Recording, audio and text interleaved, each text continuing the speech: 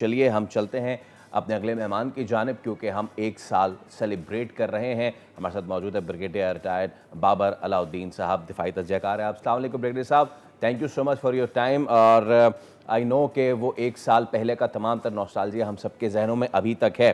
मैं आगाज़ करना चाहूँगा डीजी साहब की इस प्रेस कॉन्फ्रेंस से, जिसमें उन्होंने ये बात बड़ी वाज़ेह अंदाज में कही कि ये जंग जो है वो अब सिर्फ एलओसी के इर्द गिर्द नहीं लड़ी जा रही है। ये जंग अब पानियों में भी है, फिजा में भी है, ज़मीन पे भी है, कॉग्निटिव भी है, साइबर भी है। और जो पहले हम कहते थे चौमुखी लड़ाई, now it has got 6 to 7 faces this war. कितनी बड़ी विक्ट्री समझते हैं पाकिस्तान की इस तमाम तर मामले में कि जब आप चौमुखी नहीं 7 फेस्ड लड़ाई लड़ रहे हैं और पाकिस्तान ने अपने से बड़े दुश्मन को धूल चटाई। जी, बहुत शुक्रिया आपका। जंग की टोटल नौइयत और हैयत बदल चुकी है, इसमें कोई शक नहीं। जो रवायती जंग हुआ करती थी, वो हम जो देखा भी हमने 65 में, 71 में, बिलखसूस इन 2 जंगों में किसी हद तक किसी सेक्टर में, किसी एरिया में हवाई जंग, बाकी ज़मीनी जंग। आज के इस माहौल में जहाँ पर दुनिया बदल चुकी है, जंग की नौइयत भी बदली है, बिल्कुल ठीक उन्होंने कहा, आपने भी ज़िक्र किया। देखें, साइबर वॉर सबसे इम्पोर्टेंट लीथल वॉर है आजकल के ज़माने में, जिसको आप 5th जनरेशन वॉर कह लें या 4th जनरेशन वॉर कह लें, जो कि आप मीडिया के ज़रिए आप लोगों के ज़हनों को जो अपनी तरफ माइल करते हैं, जो अफ़ेक्ट करते हैं, जो आप नैरेटिव बनाते हैं, जो उसके ज़रिए आप जंग लड़ते हैं। फिर आप ये देख लें, जो गली कूचों की जंग है, जिसका ज़िक्र किया, जो दहशतगर्दी है, ये दहशतगर्दी की इतनी घिनौनी, इतनी संगीन, मुश्किल तरीन जंग हम लड़ रहे हैं, पिछले 2 दहाई से ज़्यादा हम लड़ रहे हैं। अब हवाई जहाज़ जंग का पिछले साल हमने देख लिया, और रवायती जंग तो हम हर वक़्त इनसे लड़ते रहते हैं लाइन ऑफ कंट्रोल पे, वर्किंग बाउंड्री पे, जहाँ पर आमने-सामने दोनों मुल्क की फ़ौजें पिछले 80 साल से कश्मीर, पाकिस्तान की सरहद पे मौजूद है। तो इसमें कोई दो राय नहीं है कि ये जंग हम 6 से 7 एरियाज़ में, 6 से 7 डोमेन्स में हम हिंदुस्तान से जंग मुसलसल लड़ रहे हैं। और अल्हम्दुलिल्लाह किसी एक डोमेन में भी उनको हम पे बर्तरी हासिल नहीं हो सकी, बावजूद इसके कि उन्होंने भरपूर कोशिश की, करते रहते हैं, साजिशें करते हैं। और इस जंग का जो सबसे लीथल फेस है, जो प्रॉक्सीज़ के ज़रिए वो पाकिस्तान के खिलाफ लड़ रहे हैं, लाइन ऑफ अफ़गानिस्तान की ज़मीन को इस्तेमाल करते हुए केपीके में और बलूचिस्तान में, और जो दहशतगर्दी के वाक़यात रेस्ट ऑफ पाकिस्तान में होते हैं। तो पाकिस्तान की फ़ौज अपनी अवाम की भरपूर मदद के साथ इनको हर जगह नाको चने चबवाती है, इनको शिकस्त देते हैं हम। हमने पिछले साल भी अल्हम्दुलिल्लाह इनको शिकस्त दी। इनका ज़ोम जो था कि वो खित्ते में बर्तरी हासिल कर लें, इनका ये ज़ोम कभी पूरा नहीं हो सकता। और बिल्कुल कायदे-आज़म ने ठीक कहा था, अल्हम्दुलिल्लाह, nobody on this earth can undo Pakistan. Pakistan हमेशा रहने के लिए बना है और इंशाअल्लाह ताला हमेशा रहेगा। ये जो मर्ज़ी कर लें, ये दुनिया को जाके जो मर्ज़ी बताएँ, ये असल में इस तरह का एक ज़हन बन चुके हैं हिंदुस्तान में, इनको नींद भी नहीं आती, उठते-बैठते, सोते-जागते ये पाकिस्तान के खिलाफ बातें करके अपने लोगों को भी उस तरफ माइल करने की कोशिश करते हैं।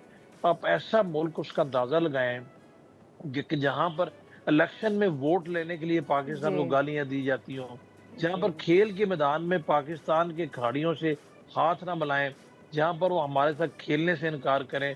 मीडिया पे अगर आप आ जाएँ, आपने देखा ही है हमारे मीडिया का जो रिस्पॉन्सिबल फेस और इनका फेस देखें, मीडिया बैठ के गालियाँ देते हैं। तो हुँ। इनको तो पाकिस्तान का हर वक़्त नॉस्टैल्जिया हुआ हुआ है। ये उसी आग में जलते रहते हैं, कभी कहते हैं बदला लेना है, कभी कहते हैं कुछ कहना है।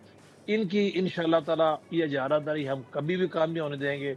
इसको दूसरे लफ्ज़ों में आप ये कह लें, इनकी बदमाशी हम कभी नहीं चलने देंगे कि जब भी ऐसी हरकत करेंगे, पहले से ज़्यादा सख्त इनको जवाब मिलेगा।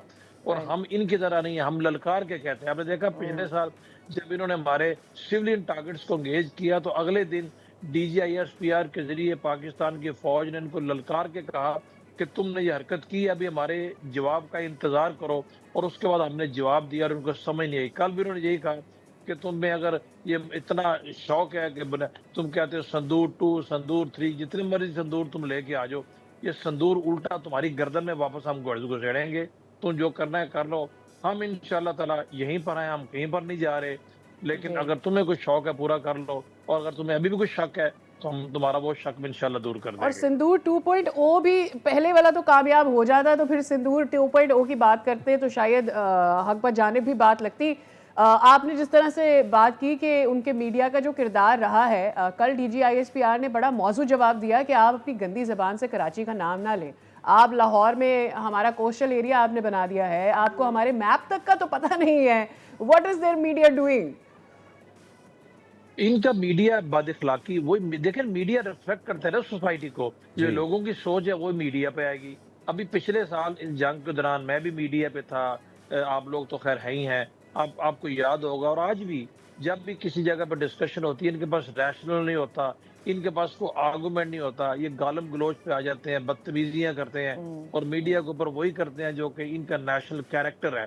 और ऑन दी अदर हैंड हमारा मीडिया जो है रिस्पॉन्सिबल तरीके से, रैशनल के साथ, लॉजिक के साथ, रीजनिंग के साथ पाकिस्तान का केस पेश करता है, और उसका फायदा हुआ है। हमारे मीडिया के इस पॉजिटिव फेस का फायदा जो है कि दुनिया आज पाकिस्तान के नैरेटिव को बहुत बेहतर समझती है। इनका नैरेटिव किधर गया है? इनको तो लोग अहमियत ही नहीं देते। इंटरनेशनल लेवल के ऊपर जाएं तो बैन अवी मीडिया के जो इम्पोर्टेंट लोग हैं, इनकी जो सो कॉल्ड शख्सियात है, चाहे इनका डिफेंस मिनिस्टर है या फॉरेन मिनिस्टर है, उनको एम्बेरस करते हैं सवाल पूछ के, इनके पास जवाब कोई नहीं होता। तो ये तो साफ फर्क है। इस तरह की चीजों के साथ इस दुनिया में नहीं रह सकते आप। इस तरीके से रहना चाहेंगे तो हर जगह आप एम्बेरस होंगे। और दूसरी बात है कि ये हैं इतने बेशर्म कि इनको शर्मिंदगी भी नहीं होती और उनको शर्म भी नहीं होती। ये बारहा इनकी बेइज्जती होती है, बारहा इनकी एम्बेरसमेंट होती है, लेकिन ये फिर वही काम करते हैं, क्योंकि इनका जीना मरना, उठना बैठना। जब इनका प्राइम मिनिस्टर जो है वो मतलब पूरे मुंह के ऊपर वो पीला रंग लगा के तकरीरें कर रहा है कि मैं बदले की आग में जलता हूँ, मुझे नींद नहीं आती, तो आप इसका अंदाजा कर लें कि इनका क्या कैरेक्टर होगा, कि वो हर वक्त इसी तकलीफ में रहते हैं कि पाकिस्तान को कुछ हम करें। Absolutely. Brigadier retired Babar Alauddin साहब, आपके वक्त का बेहद शुक्रिया, थैंक यू सो मच। और जैसे कि हम बात कर रहे हैं कि मीडिया आकाश होता है किसी भी सोसाइटी का, और हमने देख लिया कि किस तरीके से पेशेंटली और बहुत ही प्रोफेशनल तरीके से पाकिस्तान के मीडिया ने किरदार अदा किया था दौरान जंग। दूसरी जानिब बाहर का मीडिया भारतीय मीडिया को जब मॉक करे तो आपको समझ आना चाहिए कि कौन हक पे था और कौन नहीं। वेल, इसी के साथ एक छोटा सा ब्रेक ले, दोबारा हाजिर होंगे। Stay with us.